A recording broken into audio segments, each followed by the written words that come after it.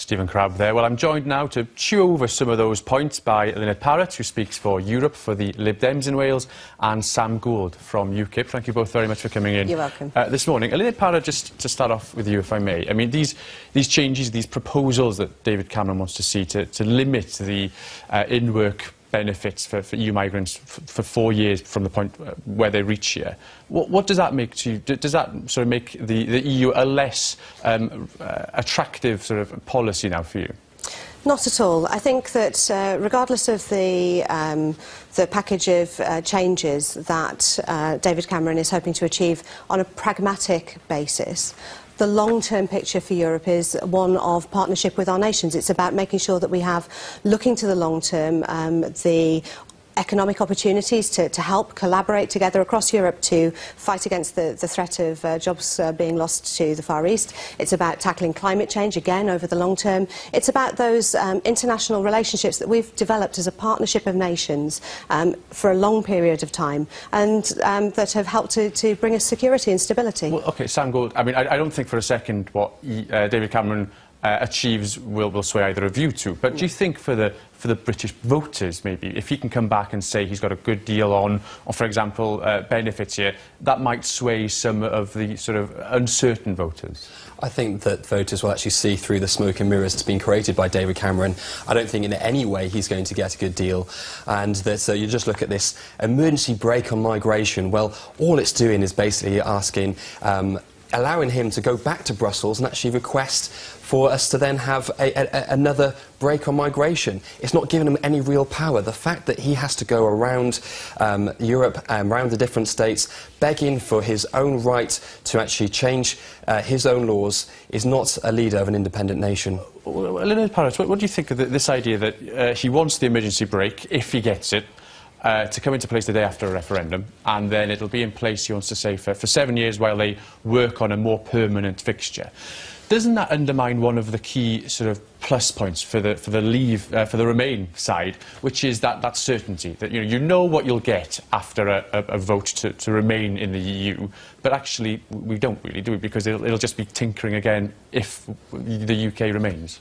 Not at all. Over a period of time, obviously, as the challenges facing Europe change, there will be changes that are negotiated between the European states. But of course, those are decisions for the European Parliament and our elected heads of states as part of the Council of Europe too. There are inevitably going to be different crises that approach Europe, and we will need to take those into account and deal with them as they arise. But what I'm talking about is those long-term challenges that remain constant: climate change, making sure that we are economically resilient and that we can brave the swings and fortunes of the global market. And also things along the lines like making sure that we've got research and development in our universities, investment going there, and making sure as well that we've got, through things like the Common Agricultural Policy, a stable food base and farms that are able to survive without it. I guess that's a good point, isn't it? For the Remain side, you can list off a whole lot of attractive things that EU brings.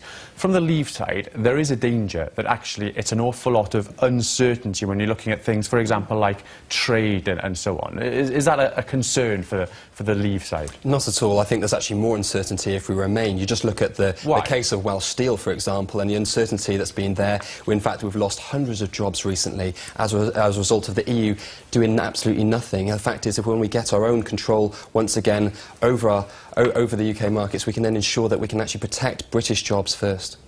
I mean, OK, that's the steel industry, but there are an awful lot of other issues surrounding it, whereby trade, for example, with the European Union, a huge amount of exports from the UK out to the EU countries, and you'd have to sort of renegotiate all those different factors without knowing exactly what the end point would be. Look, the EU will negotiate and offer a free trade deal, I'm sure, within 24 hours of us leaving. You're sure, but that's not cast iron. I'm sorry, I've got to pick you up there. That's not cast iron, is it? That's your Under World Trade Organisation rules, that would have to remain. Furthermore, as well, we'll regain our seat on the World Trade Organisation, therefore enable enabling us to make our own trade arrangements. The fact is that the EU hasn't made trade arrangements with the United States of America or China, some of the biggest markets in the world. We'll be able to do that as an independent nation. Furthermore, we import billions of pounds worth of products from the EU. We import more than we actually export to it. It's in their interest to ensure that we have a free trade arrangement with them. There we go.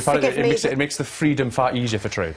Forgive me, but that's absolute nonsense. Of course, the European Union at the moment are undergoing those negotiations over a union with America to free up trade. But it's an absolute nonsense. 44% of Britain's trade goes to European nations. Those emerging, developing countries, that's less than 10%, about 8% according to latest figures. It would be absolutely devastating to the British economy and to Wales in particular if people who have come and invested in Wales, those inward investors that we've brought here over generations, decided all of a sudden that they would have to leave because the reason they came here is it was an entry point to the European market. The European market is 500 million consumers and £10 trillion in value. I'm sorry, but the UK market as an entry point is nowhere near as attractive. And I guess on a separate issue, but to pick up on what Stephen Crabb was saying in the interview there, does it need to be a different emphasis in Wales when you consider the billions of pounds over the last 10 years or so that have come from EU structural Objective 1 funds? Now, I've heard the argument before, well, it's British money, we'll just give it to Wales anyway. But again, that's not a guarantee, that's an uncertainty.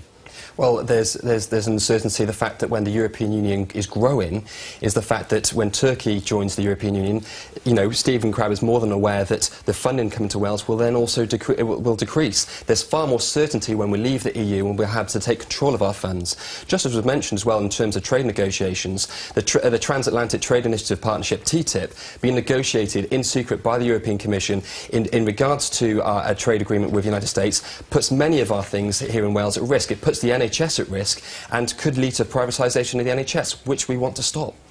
Actually, that's not true. It's your policy in the UK as UKIP to scrap the NHS, so I'm afraid that that's not really a very... That is completely not the case. It's an interesting point that we'll return to again over a few months, but thank you very much for coming in. Thank you. You can get all the latest